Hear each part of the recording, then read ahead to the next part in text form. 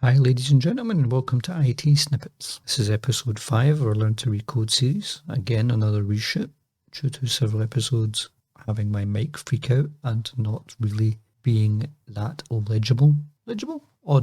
So another reshoot.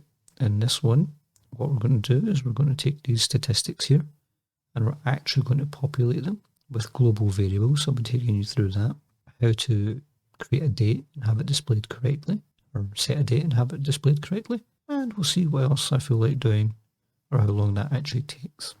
So let's get started.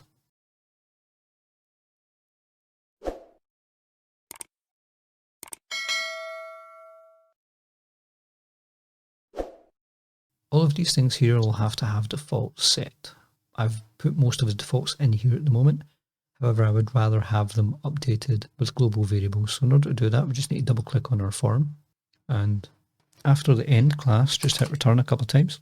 Then we do public class global variables, and then we want to create a variable for each of the types. Okay, now we have our global variable session. We actually have to populate it with useful things. To create a global variable, use public shared. The variable name, so in this case will be cache for our cache, as integer, which means it's a number, and equals 2200, and that'll set it to 2200. Public shared again, so I'm just going to copy and paste that. I'm going to need a few of these. Det as integer equals 5500. Public shared bank as integer equals 0. Health as integer equals 100. Spike saying hello. Guns as integer equals 0. Location as string equals a quote or double quotes, Ibrox, space for your drugs as integer. And this one is actually the game date. So date is a reserved variable. We'll enter game date as obviously date. And what I can do is I can set it between two hashes. The game date starts on the 1st of December 1984. So in order to code that, I'd simply put the date as in it's American style, so 01/12/1984. Okay, so now we've got them set up. What we're going to do is we're going to go back to our form designer, and we're actually going to zero out these variables. Whoops, I said zero out the variables, Davey. Double click on them. Just get rid of these just now. These ones that I've accidentally added in. So we want to click on the label and then just delete the text. I'm going to leave the date in there because that's a little bit of an Easter egg. Those who get it. Those that don't. We'll still know if the date's working because we'll know if it's changed. Okay, text alignment was wrong there. Okay. So now that I've done that, we need to remember that it should be label 2, label 4, and label 6 for the first three. So that's location, cache, and guns. So let's go back to our form. Inside our form load, we want to do label 2.text equals global variables dot location. Label 4.text equals global variables dot cache, and label 6.text equals global variables dot guns. Okay, so just with those three, we go back to our form and we run this. We should find out that the location. Oh, there were build errors. Okay, so I basically spelled something wrong. Close that down. Go back in here. Yeah, it's just a typo on my behalf. Just run that again. There we go. The default location's there.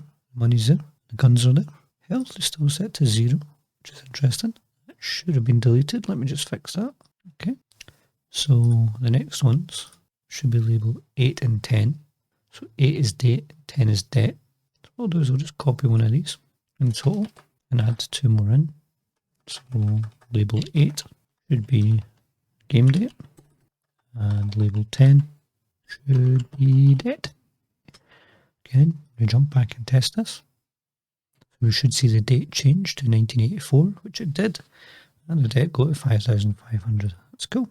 So now we have space, bank, and health to code. So we'll go back into our form and copy that one. So I'll just select the line, Control C to copy. 1, 2, 3. And these should be 10, 12, 14, and 16. And the last one was health. This one was bank. And this one was space. Okay. So basically what I'm saying here is when the form loads, set label2.text to the location, label 4 to cache, label 6 to guns, label 8 to game date, label 10 to debt, label 12 to space, label 14 to bank, and label 16 to health. So save all that, go back in here and click run again. And there we go. Everything's the way it should be. Awesome. So this is a nice shorter tutorial for us just now. I'm going to leave that here. The next thing we'll be coding will be the jet. And if we go into the game, when you click on jet, it opens another form. So we shall do that in the next one. And it looks like it's buttons. If you liked this video, give it a like. If you disliked this video, give it a dislike too. If you get feedback on this or any other videos or suggestions for videos you believe we should do in the future, then please let us know in the comments below. And most of all, thank you for watching.